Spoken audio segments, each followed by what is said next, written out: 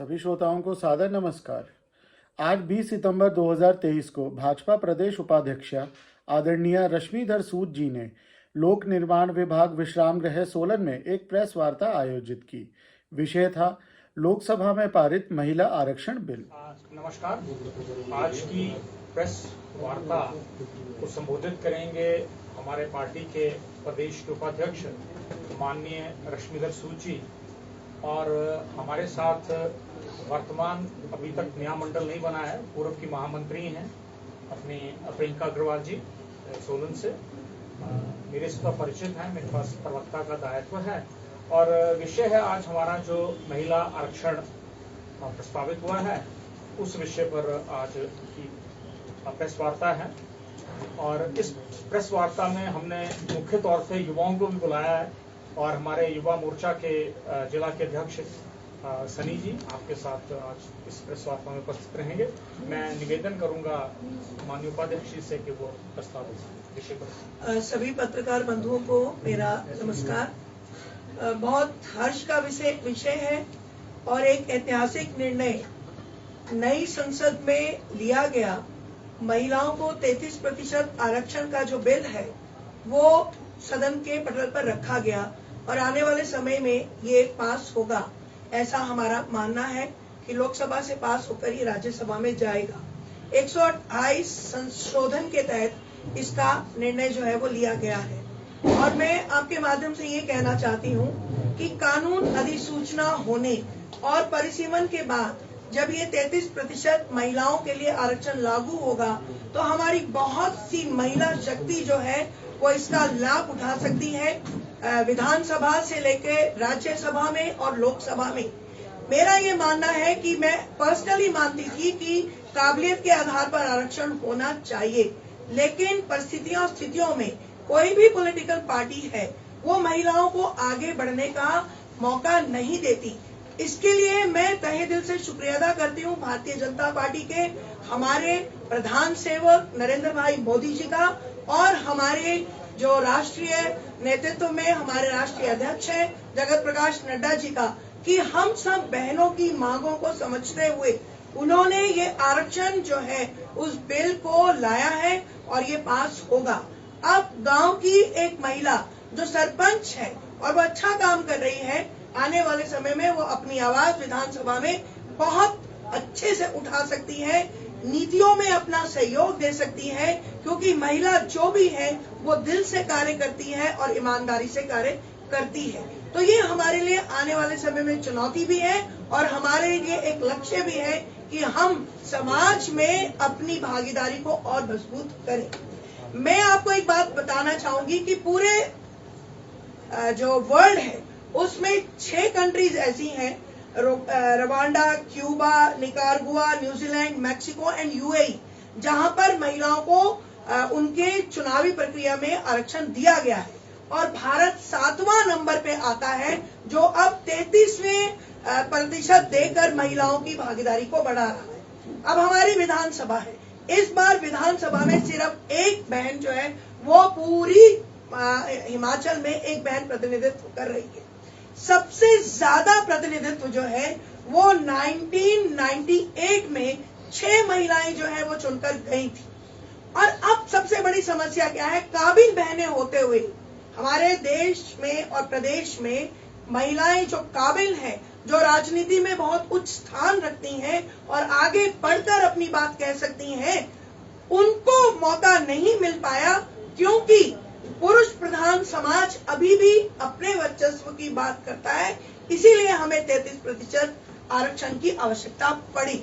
अगर हम ईमानदारी से बहनों को आगे बढ़ाना चाहते तो हमारी इस वक्त विधानसभा में कम से कम 10-12 बहनों की संख्या होनी चाहिए थी, लेकिन एक बहन लीना कश्यप जी जो है वो प्रतिनिधित्व कर रही है, और 1998 में 6 बहनें थी, 2022 में 1, 2017 में 5, 2012 में 3, 2007 में 5, 2003 में 4, और 1993 में 3, 1990 में 4, और 1985 में 3, 1982 में 3, 1977 में 1।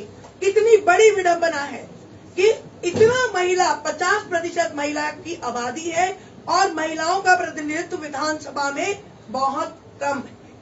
और मैं आपके माध्यम से प्रधानमंत्री नरेंद्र भाई मोदी जी का धन्यवाद करती हूँ कि उन्होंने आरक्षण बिल लाया और हम महिला शक्ति को एक मौका दिया कि हम आगे बढ़कर आने वाले समाज में अपनी भागीदारी जो है वो मजबूती से रख सकें। हम राजनीति में लोगों की सेवा के लिए हैं और हम अपना जो काम है उसके दम पर आगे बढ़े, क्योंकि 15 वर्ष के लिए जो है आरक्षण जो है वो दिया जाएगा। उसके बाद समीक्षा होगी और उसके बाद ये आगे बढ़ेगा नहीं बढ़ेगा, इसको ये आने वाले समय में बताया जा सकता है। लेकिन जनगणना जब पूरी होगी उसी के बाद यानी कि 2027 तक की जनगणना पूरी होगी, उसके बाद ये विधेयक जो है वो लागू हो जाएगा और हमारे आने वाले समय में हमारी महिलाओं की शक्ति जो है वो बढ़ जाएगी। अब आप कल्पना कीजिए, विधानसभा हिमाचल प्रदेश में 22 बहनें एक साथ बैठेंगी तो उसका दृश्य कैसा होगा। आप महिलाओं के साथ जाति नहीं कर सकते, आप महिलाओं की बात को दमदार से रख सकते हैं। अब पुरुष को महिलाओं की बात सुननी पड़ेगी। ये एक ऐसा मौका हमको नरेंद्र भाई मोदी ने दिया है। और मैं एक बात और कहना चाहूंगी, लोकसभा में 181, अभी 88 है, 181 बहनें होंगी और अब राज्यसभा में भी एक बहन। कई बार तो ठीक है पॉलिटिकल पार्टीज भेजती हैं, लेकिन कई बार पॉलिटिकल पार्टीज पुरुषों के दबाव में आकर महिलाओं का नाम आगे नहीं करती। मैं एक डिबेट में थी, मैं आपके माध्यम से जैनब चंदेल जी को ये मैसेज देना चाहती हूँ कि हमने आपको उस डिबेट में कहा था कि भारतीय जनता पार्टी जो है 33% का आरक्षण लाएगी और हमने आपको लाकर दिया है।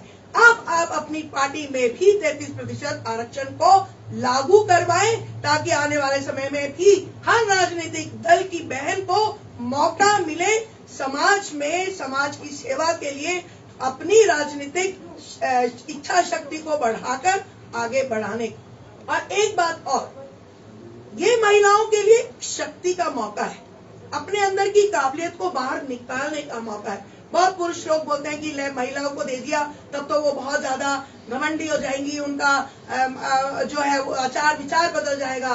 भारतीय नारी पहले भी पूजी जाती थी, इस आरक्षण के बाद भी पूजी जाएगी, क्योंकि महिलाएं जो है वो दिल से काम करती हैं और श्रद्धा से काम करती हैं और जिस काम को लेती हैं उसको पूरा कर कर दिखाती हैं। तो मैं बहुत दिल से खुश हूं और मैं सभी पॉलिटिकल पार्टीज के लिए खुश हूं, क्योंकि महिलाओं को एक मौका दिया है नरेंद्र भाई मोदी ने। भारतीय जनता पार्टी हमेशा महिलाओं के साथ थी, साथ है और साथ रहेगी। उन्होंने ये करके दिखाया जो उन्होंने वादा किया था कि हम महिलाओं को आरक्षण देंगे, और वो महिला आरक्षण देकर उन्होंने एक बार साबित किया कि जो भारतीय जनता पार्टी कहती है वो कर कर दिखाती है। अगर आपके मन में इसके लिए कोई प्रश्न हो, कोई बात हो तो आप पूछ सकते हैं, लेकिन आपके माध्यम से यही कहना चाहूंगी कि सभी के लिए ये संदेश है कि हो जाओ तैयार साथियों। अब महिला शक्ति जो है वो आगे बढ़कर विधानसभा, लोकसभा और राज्यसभा में अपना प्रतिनिधित्व करेगी और हिमाचल की बहनें भी अब दमदार तरीके से अपनी बात रखेंगी और जमीनी स्तर पर काम करके अपने आप को साबित करेंगी, क्योंकि कई बार बहुत मजबूत नेत्री होने के बावजूद उसकी टिकट कटती है, उसको मौका नहीं मिलता, लेकिन अब ऐसा नहीं होगा। इन्हीं शब्दों के साथ आप यहाँ आए, आपका बहुत बहुत धन्यवाद। अंत में इस बिल पर उपाध्यक्षा जी ने प्रधानमंत्री जी को धन्यवाद देते हुए कहा, ऐतिहासिक बिल ऐतिहासिक भवन में लिया गया। ये भारतीय नारियों के लिए बहुत सम्मानजनक बात है कि 33% आरक्षण बिल जो है वो सदन पे रखा गया और आने वाले समय में ये पास हो जाएगा। और ये हम सबके लिए आने वाले समय में देश में, राष्ट्र में महिलाओं की भागीदारी को बढ़ाने के लिए कारगर कदम साबित होगा। और ये सभी नारी शक्ति के लिए जो है वो एक अच्छी खबर है। हम प्रधानमंत्री नरेंद्र भाई मोदी जी को पूरे प्रदेश की महिलाओं की तरफ से धन्यवाद करते हैं और उनका आभार व्यक्त करते हैं कि उन्होंने आने वाले समय में नारी जगत को और ऊपर उठाने के लिए जो कारगर ये बिल लाया है उसके लिए उनका तहे दिल से शुक्रिया।